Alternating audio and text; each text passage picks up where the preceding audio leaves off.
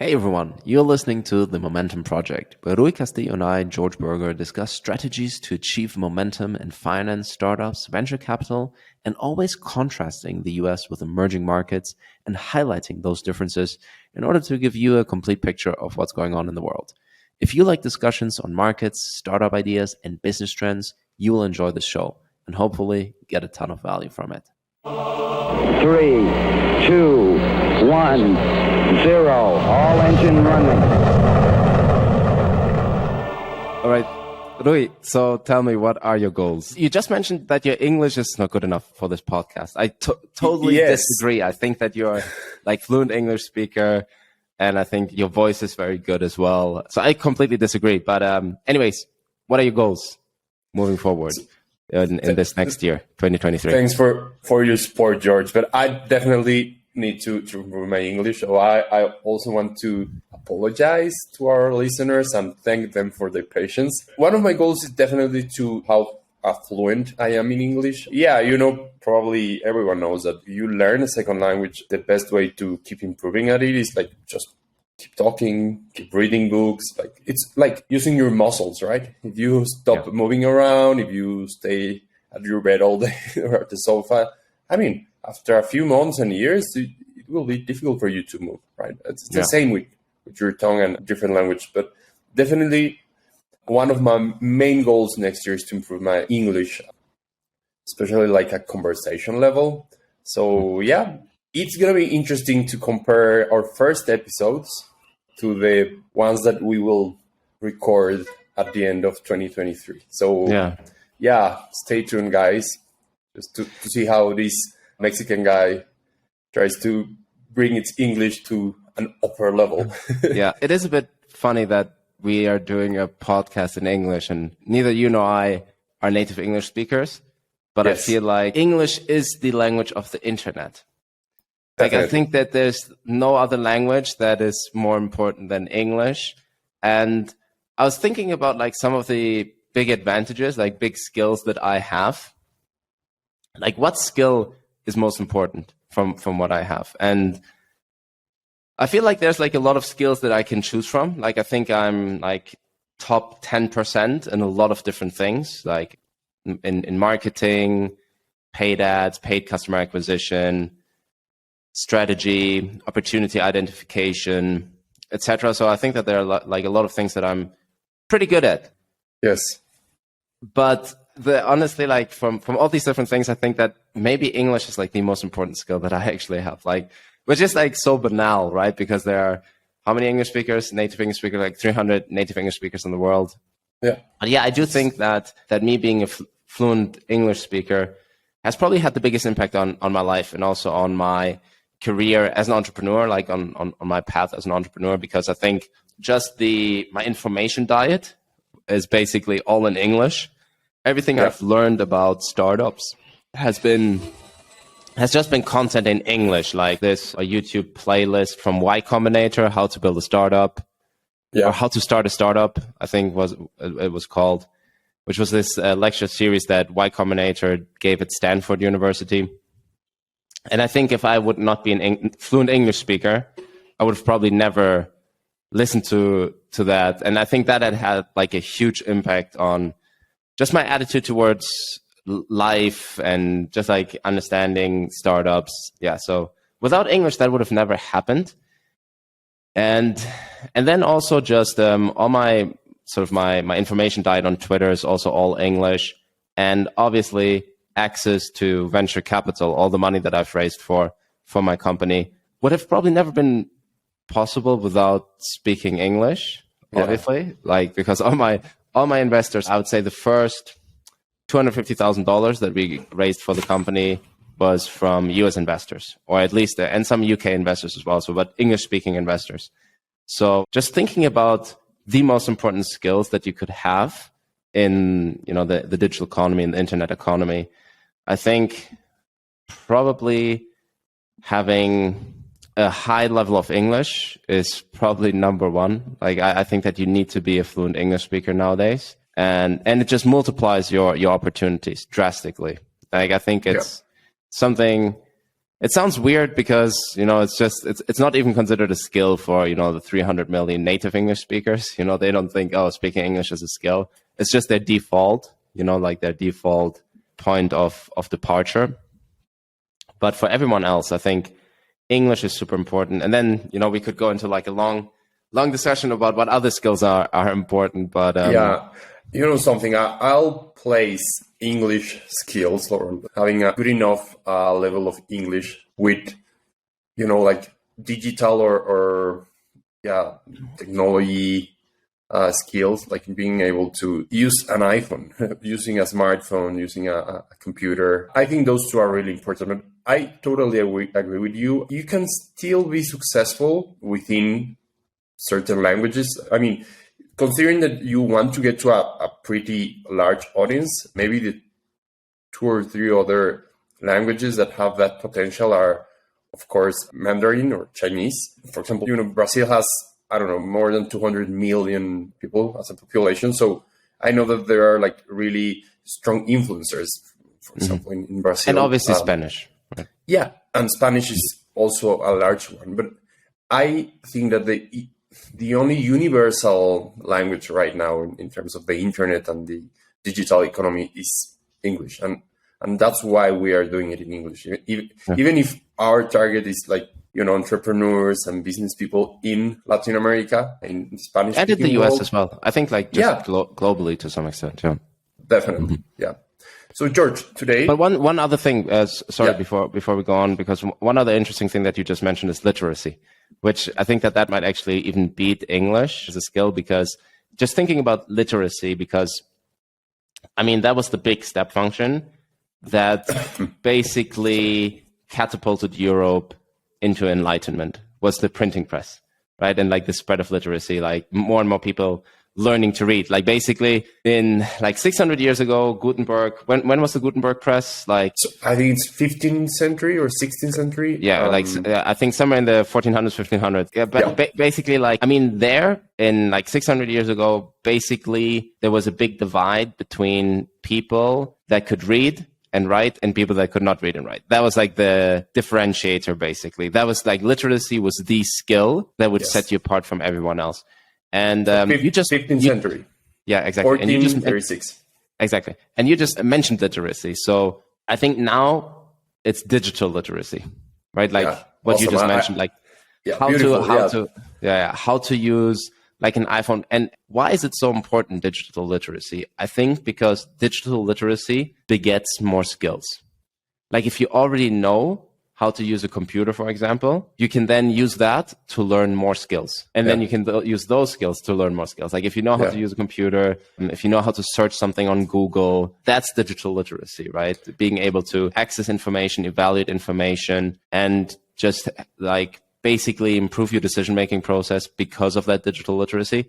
That's probably even higher than English. Like English on its own is obviously not enough. Like, but maybe for like people who are like outside of like the Anglo-Saxon economies, like probably important. But digital literacy is more important. Like thinking about it now, it is more important, because then if you have digital literacy, you can then use that to, for example, learn English, right? So you can, take online courses, download language apps, all that stuff. So digital literacy is probably the most important skill. And then maybe digital literacy. And then I think the other important skill is, and that kind of transfers also into what we want to talk about, I think is writing and the clarity that comes with writing. Like being a good writer, I think, means that you're a good thinker.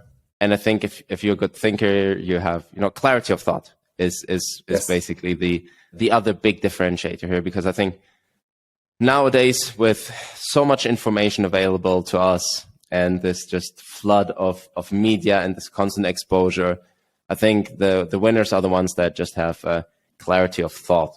And that ties into what we want to talk about today, because we want to talk about goal setting. I'd love to hear, Rui, how you set goals. Like, I'm so curious, because I don't think we've actually, I don't know if we've ever discussed it, ever talked about this, because I think during Christmas and New Year's, you're kind of with like your family and your wife, and I'm sometimes in Germany. So I don't think we've ever like had like an end of the year session to talk about goals and stuff like that. I think we always kind of like lose touch during this time period. So what are your goals like, and how do you set goals? I really want to know.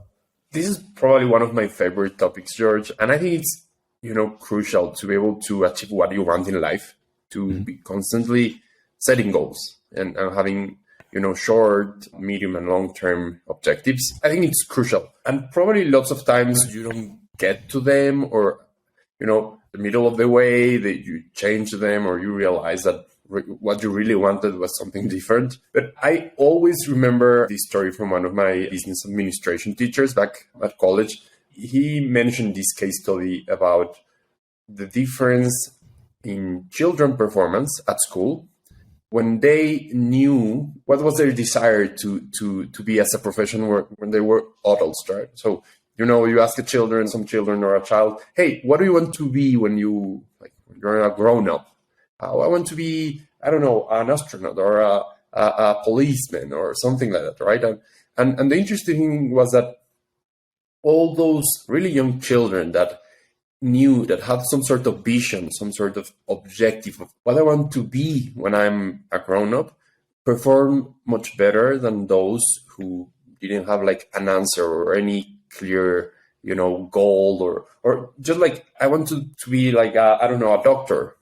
Even something so simple seemed to have a difference. And he related that case study or that research to this book called Built to Last. I don't know if you have heard about that book. Yeah. But basically, all like the premise for that book is what differentiates the companies that last decades or even more than 100 years from those that disappear in a few years or a couple of decades. Even like thinking about giant companies like the largest companies in the world. What makes a company like Coca-Cola last for so many years and it's still one of the largest companies in the world, right? Mm-hmm. And it seems that one of the key elements, George, for these companies that seem to be built to last forever is they are constantly developing new objectives, new visions for where they want to get in the future, right? So they never settle. They are always planning for the next year, 5 years, 10 years. I remember this interview with Jeff Bezos where they asked him about Amazon and where was Amazon heading in the next couple of years. And he basically said something like, I'm not thinking for the next year. I'm thinking in the next 20 or 30 years, right? So I think we can apply those same principles to, normal persons in your everyday life. So first of all, the method that I have been using for the last, probably 8 years, George, is the SMART method, which is really common. A lot of people know this SMART system of goal setting. But to be honest, for the last 2 or 3 years, I have changed it quite a lot. So first, probably you can explain us to what is the SMART goal system. SMART is, don't put me on the spot like that. It's, we both had a couple of glasses of wine last night at dinner. SMART so is specific, right? Measurable, attainable.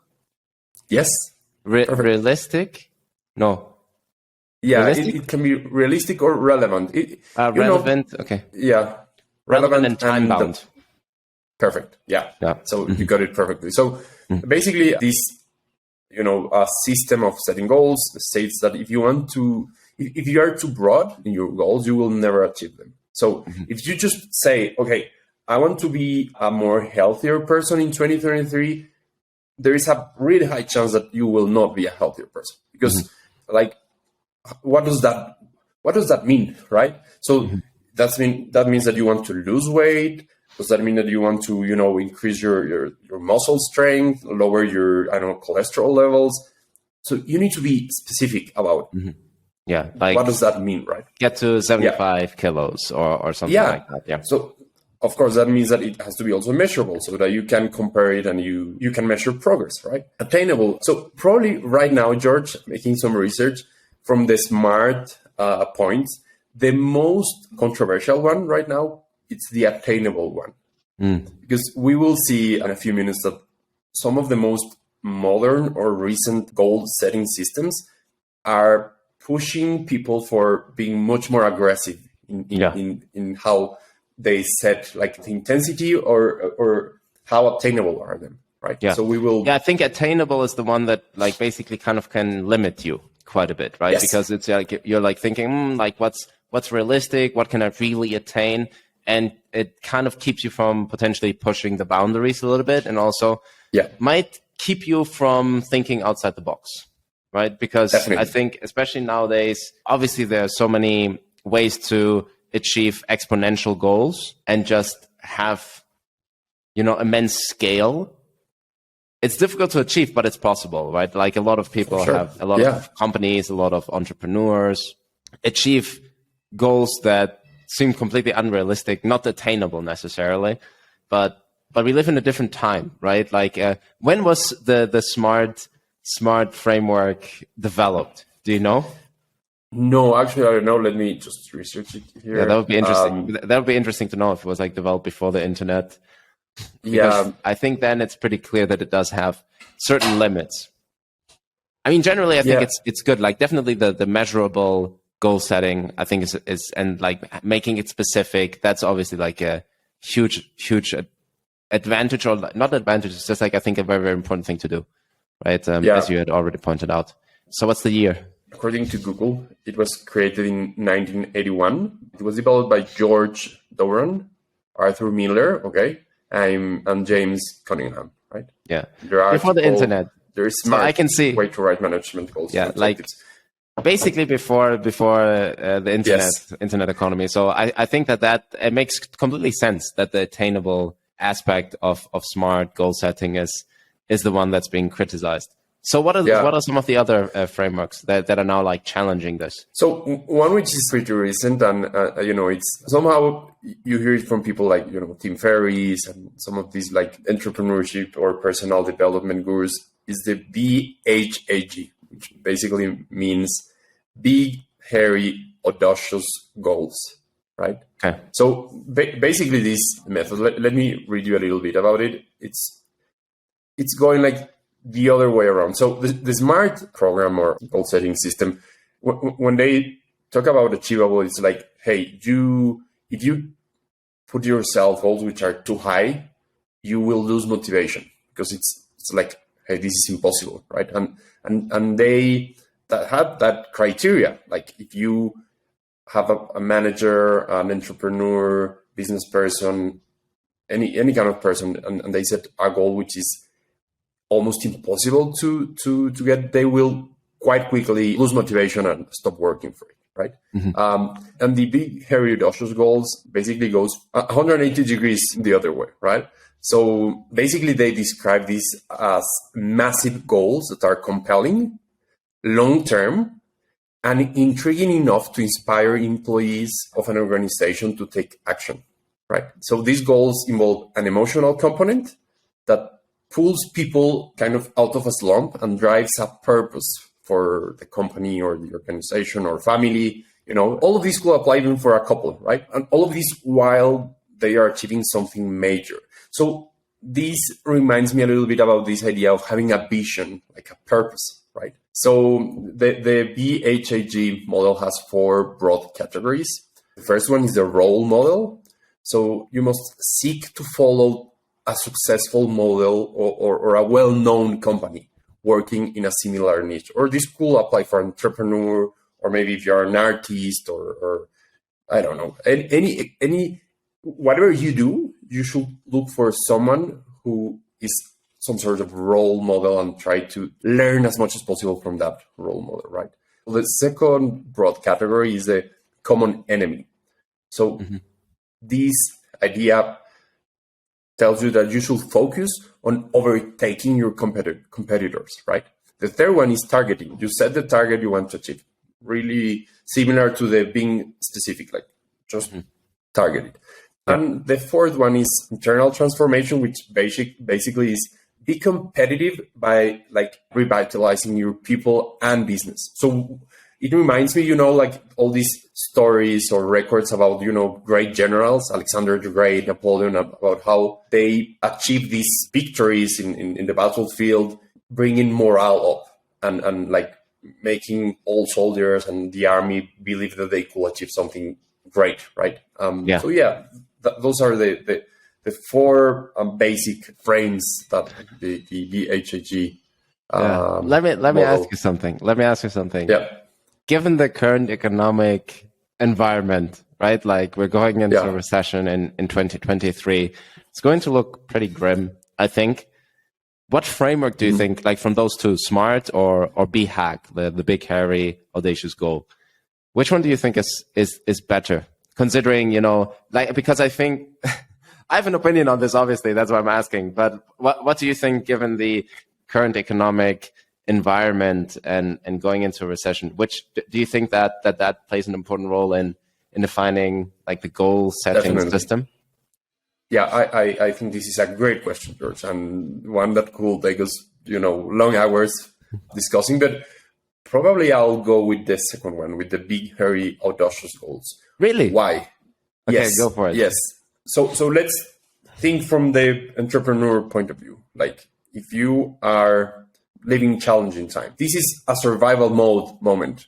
Mm-hmm. If we don't do things properly, we could fail and we could go bankrupt, and definitely this is the end of the company. So I think that an organization should look for pushing the best of its employees. And I think that an example of very successful entrepreneur doing this is Elon Musk. Actually, it seems it's what he's doing right now at Twitter. Is he still the CEO?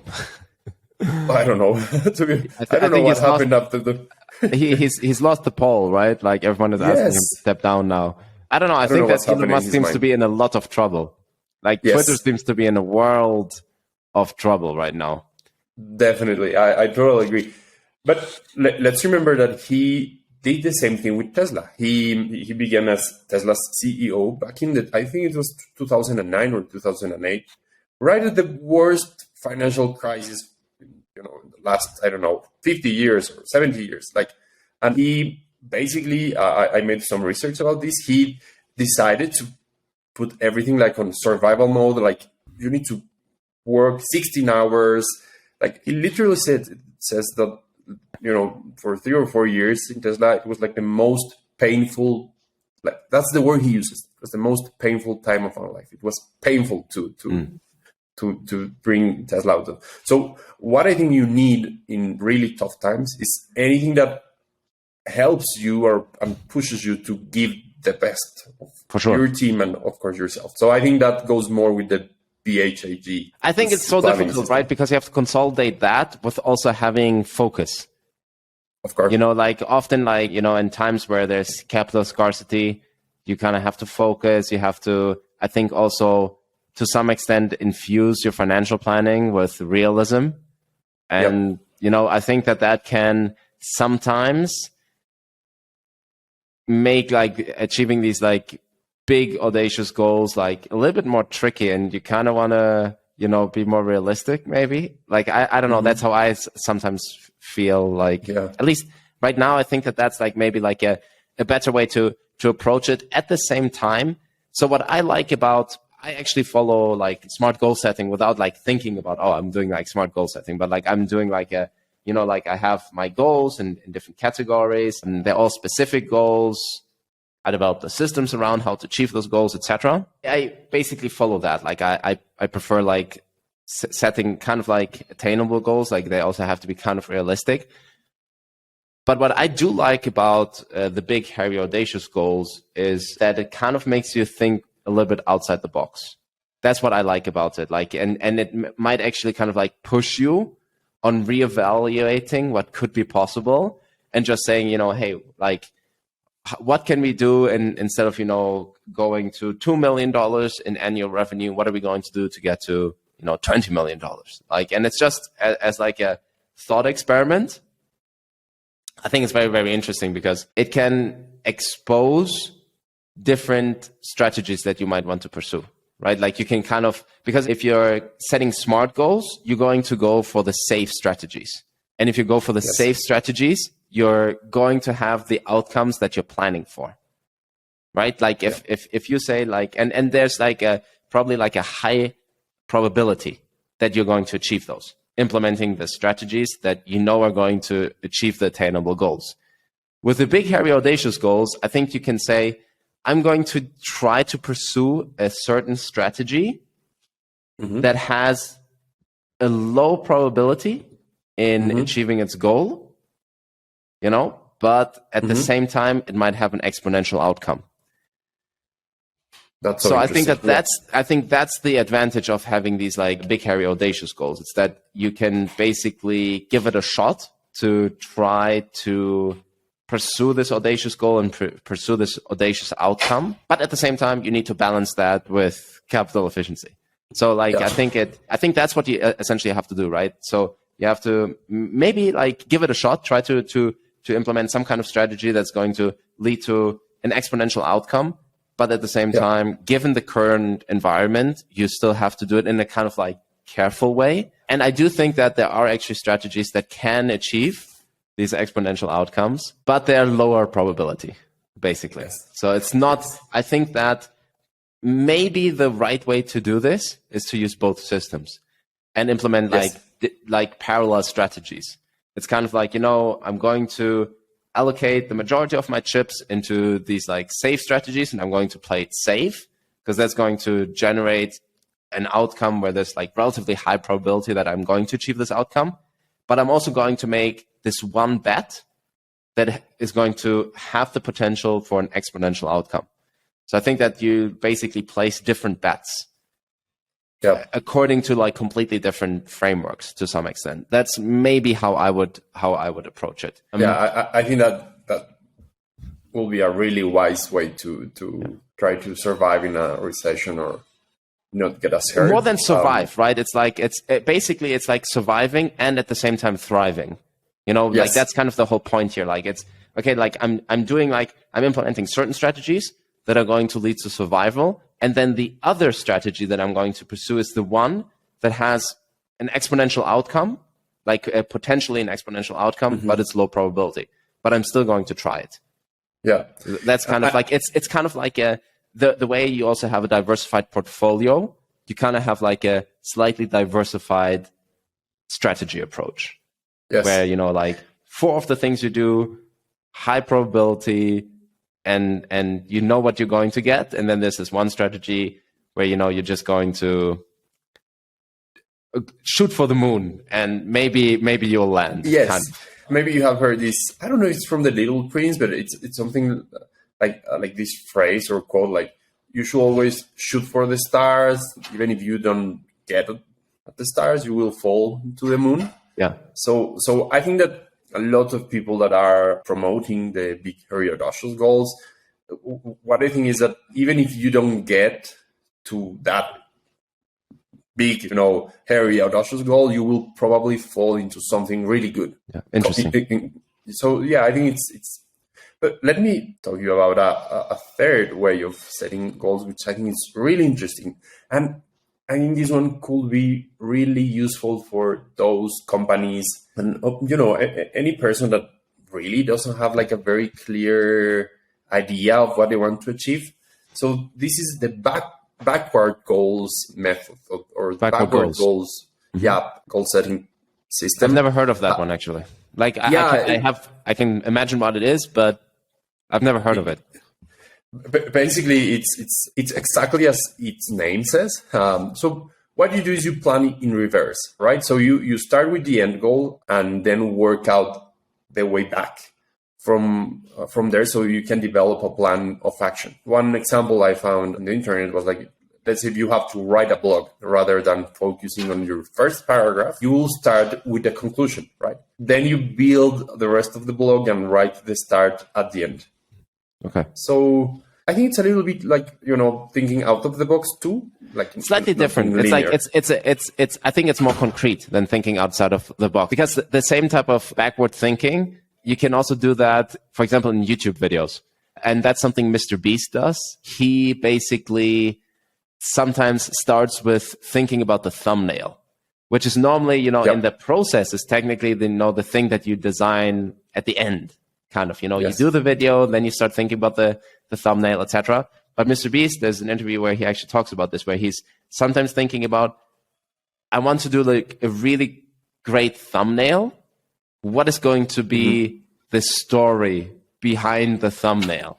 So it's like also like reverse engineered, basically. Yes. I think this like backward thinking is really interesting, because you think about what the goal is going to be, like what is the goal that you want to achieve, and then go backwards from there. And I think that makes a lot of sense. I want to get your advice on something. This is, I don't know if I want to talk about this or not, but one of the things we're doing at my company is we already have like quite a bit of content on our YouTube channel. Like we've over 5,000 subscribers. You know, our best videos have like 50, 60,000 views. Our YouTube channel is like, it's not huge, but it's definitely like it works really well in terms of like customer acquisition and stuff like that. So, and we've been thinking about what other type of content do we want to do, and if we want to maybe launch a different channel with like a slightly more broader audience to help with brand positioning, like basically in general awareness, that not just our customers, but also like the customers of our customers kind of get to know our brand. And that would have like a lot of like benefits for the company in terms of what we need to achieve. So in terms of like generating revenue, etc. So there's like a direct correlation between having more brand awareness inside the tech ecosystem and basically achieving more revenue because of how our business model works. So we are planning to launch a podcast, and it's probably going to be like not under the brand of the company. It's going to be like a separate brand. It's going to be in Spanish, which is something that I'm very nervous about. Like if you're nervous about speaking in English, like your English is better than my Spanish. You will do greatly. But you're a great Spanish speaker, so you should not worry about it. More or less. But basically, the point here is that basically we want to launch this podcast to generate more brand awareness, and it also it's also to gain more customers. Basically, like we can indirectly position the company every now and then within the podcast conversations that we will have. And we are thinking about how are we going to grow this podcast. And in terms of growing podcasts, like one thing that's like very, very clear on how to grow a podcast is with having guest appearances. Like you appear on other podcasts, and that's how you can then also mention your podcast, and you get like exposure to all these different, like to different audiences from different podcasts, right? So that's like it's known to be the best podcast growth strategy is guest appearances. And so we've been thinking about that. And there's obviously one big podcast here in Mexico, which we've mentioned before, that I would actually like to appear on, which is Roberto Martinez. Yes. So we've been thinking about what can we do for me and my co-founder to appear on Roberto Martinez, like as a thought experiment. And I don't know if just being a startup entrepreneur and, you know, having a company that has raised like close to $1 million, etc., is interesting enough for him. So there's this other thing that we could do, which is something that I've always wanted to do, but I don't know if I will have the time and if I should do this. And that's kind of why I want to get your advice on this. So I technically have all the material already written out to publish a book. On entrepreneurship. You know, like a few years ago, I was teaching at Tec de Monterrey. I was teaching a leadership and entrepreneurship class. As part of that, I developed all the material. And then I also published an online course on entrepreneurship in Spanish on Udemy. So I have all the scripts written out. So in total, I actually have like 150,000 words written out on entrepreneurship in Spanish. And it's pretty well structured as well. And it's basically like a 120 to 140 page book that has all the material already, but I would have to invest some time to give it a little bit of form. I might have to hire an editor. And the funny thing here is that I think that publishing a book is going to be one of the ways that I can get onto the Roberto Martinez podcast. Yep. I agree with that. Because he's an author, like he's written 2 books. And I think that, you know, if you say like, hey, by the way, I'm this entrepreneur, I used to teach at university, 7 years ago or 6 years ago. And by the way, he also wrote a book. So it's like, oh, he's this like creative, right? Like a digital renaissance man, like he has a company, he has like a book, like he's an author, stuff like that. That's kind of like the type of thing that Roberto Martinez would respond to quite well. And I think that then we can use that to then also grow our own podcast and then achieve our business goals. So, but it's kind of like like it's a weird step function, and I don't know if I should do that. I don't know, like, should I invest some time? Like, I feel like the book is already like 80% there. So I kind of have to give like the last 20% in order to be able to publish it. What do you think? Like, and it's kind of like, it falls into the category of like a big, hairy, audacious goal, like, publishing a book, appearing on like the biggest podcast in Mexico. It's like kind of going on to Joe Rogan, right? It's kind of like the equivalent, right? And it would be this like, that's like a strategy that I don't know if it will pay off, but it's something that I could pursue. It's not going to be like the oldest strategy, but it's like, it's one of those strategies that I think that could really like be very, very beneficial for growing our podcast, our own podcast that we'll launch, and then that will generate business for the company. But it's kind of like not a guaranteed strategy. Like it's, I think, very, very difficult, obviously, to get on that type of podcast. But what do you think about that approach? First of all, I think that this is definitely like, big, hairy, audacious goals, like having Roberto Martinez being in his podcast. But I think that you could also use like the backward goals system. So it's like, okay, I need to have something of value to give him other than just paying him huge amounts of money, right? So here we need to use another strategy, just than giving him a lot of money to. I don't think that you can buy your way onto his podcast. Okay, so I think that's like completely that you can forget that.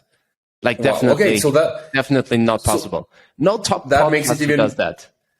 Okay. So just this is the answer, right? So you need to think, okay, so my main goal, my using the backwards goal setting system, it's like, okay, I want to have Roberto Martinez in our podcast, or I want to. No, that's actually I think it's like the different, right? So if I would go like backwards goals, is like we need to get more customers for the business. To get more customers, we want to get that's the end vision. That's the end vision, right? And then the step function here is like a bit weird because like, so we want to get like more customers and achieve that via more brand recognition. Mm-hmm. And to do that, we want to get a very, very successful podcast. To have a very, very successful podcast, you need to promote it. In order to promote it, you need to get onto the other really, really popular podcasts, successful podcasts with large audiences. So then I could make a list of the podcasts that I want to appear on. Quite frankly, I think it's difficult to appear on a podcast where you don't know the host so well. Like, I don't think that works really well. So I would like to go on a podcast where I actually know the host and kind of like respect them and respect the format and respect their approach to the art of podcasting. And I think that then like Roberto Martinez is there on like the number one spot. There are a few other ones that I also really, really like, but their audiences are way smaller, like many, many orders of magnitude smaller. So then the step function there. So I want to get on Roberto Martinez. How do I get on Roberto Martinez? Generally, he only interviews people on his podcast who are already famous, who are actors, authors, musicians. So they have to be kind of like creatives. He has interviewed like 2 or 3 entrepreneurs, but generally these are like entrepreneurs that are already like pretty famous, right? So that's the problem, right? Like it's kind of like the chicken and the egg. Like how do you get like more exposure? Definitely, like I think that a great differentiator for you will be having a book, because that's something that, just think about all the previous work that you have done to be able to just add some 20% more time and produce a book, right? So this is years of making it, right? It's a lot of work behind it. So definitely. You know something, George? I think this is one of those cases where you will not regret doing it, but you will probably regret not doing it, right? Yeah, that's so true. I think it's like, go for it. Like, don't think about it, especially because you have so much work done, and it will be such a great satisfaction. And I think these kind of things, especially, and now that you have so much experience, like, with marketing and the digital world, publishing a book and knowing you so well, I think it's going to be a great book. Like, it's going to be an excellent book, because you're the kind of person right now that you have the practice and the theory really well. Like, you have a very strong academic side, but you are also an entrepreneur with a company that received $1 million as seed money, funding. So basically, it could be something really successful. And I'm not talking even in terms of selling a lot of books, but the doors that it could open for you. This reminds me of the theory of real options. So which basically says that sometimes, let's say that you want to get from A to D, it's difficult to get from A to D. You need to take B and C as steps that probably they are not as profitable, or they are not easy at all. You don't want to do steps B and C, but you need them in order to open the option, right? Yeah. I hope this makes sense. So it's related to this tree of decisions. I don't know if it's the proper word, but so basically my point is, publishing a book could open you many more doors than just being able to one day, sit down with Roberto Martinez. So I think this is a no-brainer. You should. I mean, you're an entrepreneur. You have two beautiful daughters that are really still really young, but you will manage to find the time out to do this. So yeah, I think so too. Right. I think if I put my mind to it, I think I could definitely achieve it. I think it's the type of strategy where it's kind of uncertain the particular outcome, but I think I might pursue it. If you say it's a good idea, I'll pursue it. So I'm sure this is one of those cases where you will regret not doing it. That's a good way to think about it. Yes, definitely. And even thinking about how much time you need to invest, you already invested a lot of time. You already spent a lot of time creating this content. So I think even from time management or the scarcity of time point of view, it makes sense. Yeah, right? And to some extent, I'm also just repurposing content that I've already produced. Definitely, so it's that's also a great point. So you are using time that you already invested. Those resources were already deployed. So yeah, it's a way to also maximizing the returns that you could get from that, right? Correct. Yeah, that's also a good argument. So you've now mentioned a few different goal setting mechanisms, etc. What are your personal goals? What type of goal setting strategy do you use personally? I use the SMART one a lot. So for the last 9 or 10 years, I have been using that SMART method. Probably 3 years ago, I started to write down big, hairy, audacious goals. I'm more of a conservative kind of person, so it's more difficult for me to use that one. I can see that. Yes. But this year, for the first time, I had a really, really big goal related to, some production in terms of my business, production goals. And it seems that we will achieve them around the 28th of December. So nice. Yeah, so that's something that I think it's the first time that I feel that I wrote down one of those, and it's going to happen. So write down more. Yeah, so you need to write down more goals. Just to answer your question and bring it back to you, let me tell you the last goal setting method or system that I want to share today, which is the one word goal setting method, which is just one word. Describe what you want to achieve in 2023 in one goal. And in my case, today, after 9 years of being, a really, really small financial advice firm with basically, 3 more partners and 1 employee, the word for me is growth. Okay.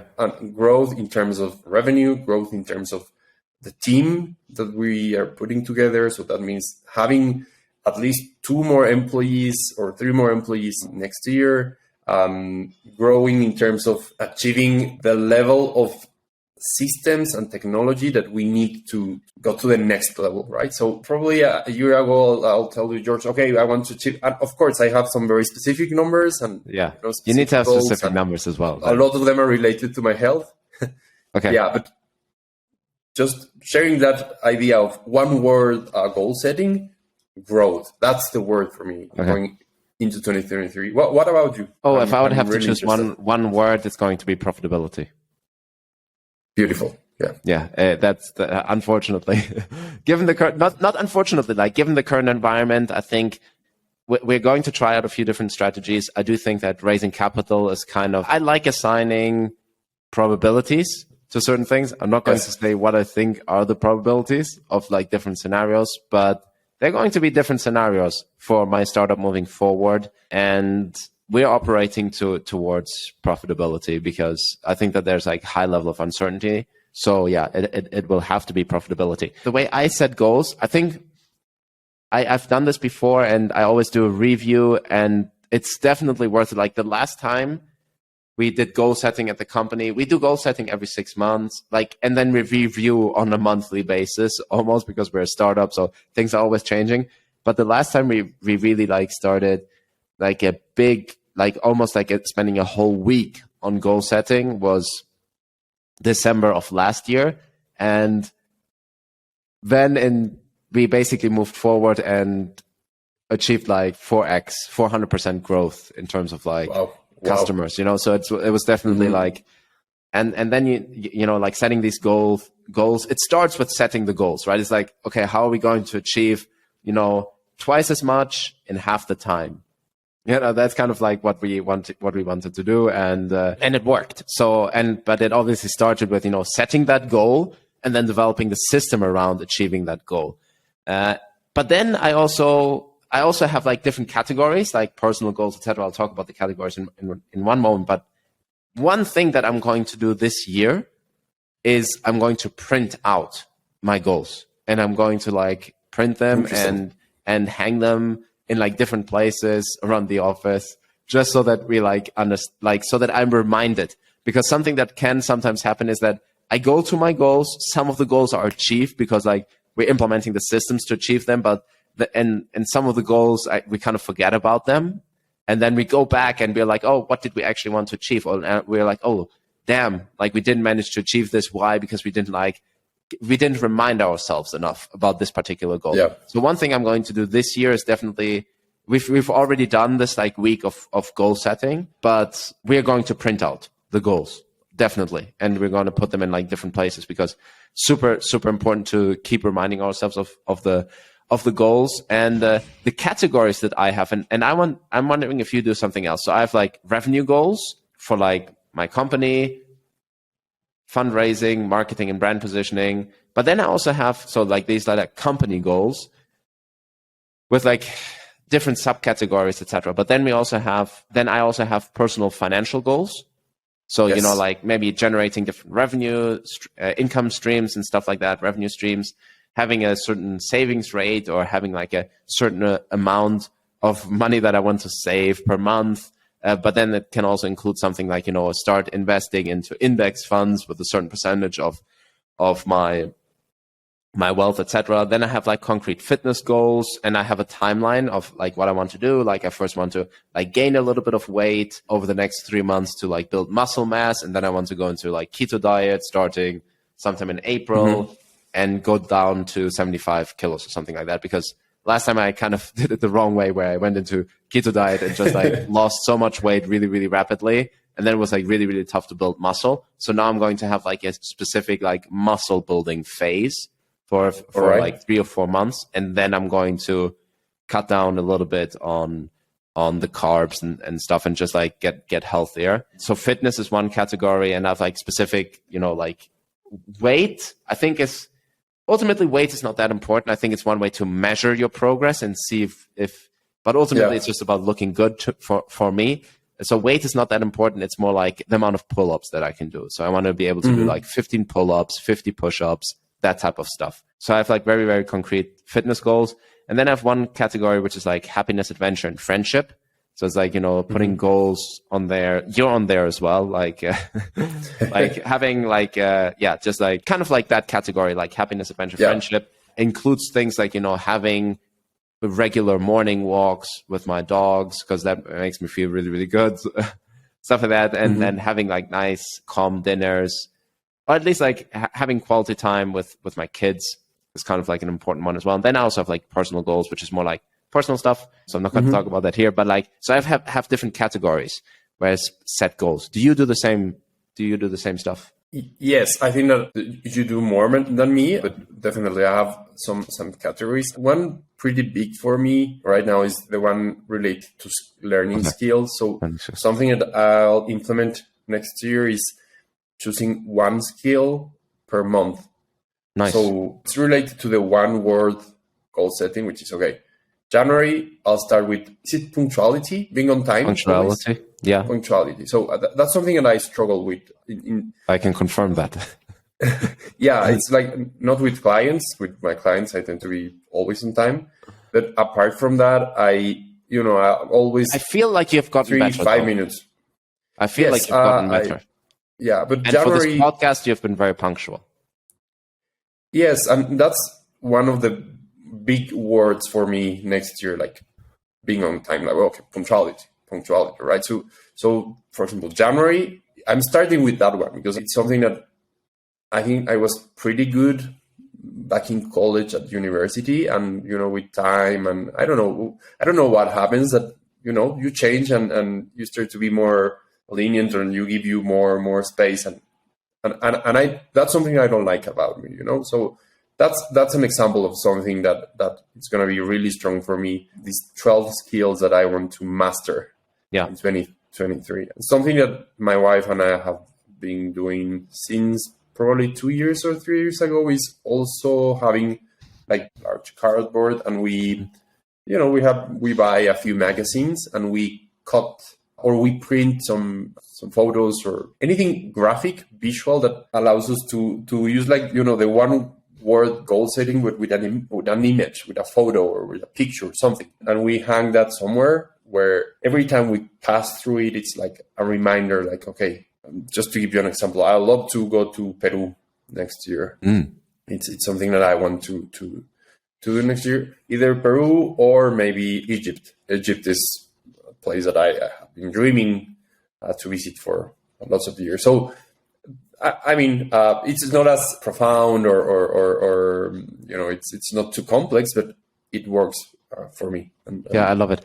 There's one other framework actually that I don't know what it's called, but it's kind of like doing a yearly review. So instead of just looking forward, it's like you're looking back at your calendar, and you just go week by week, and you look at your calendar and you think about, okay, what weeks were like highlights and what happened in those weeks, and then you try to optimize your year going forward to have more of the things that you really enjoy.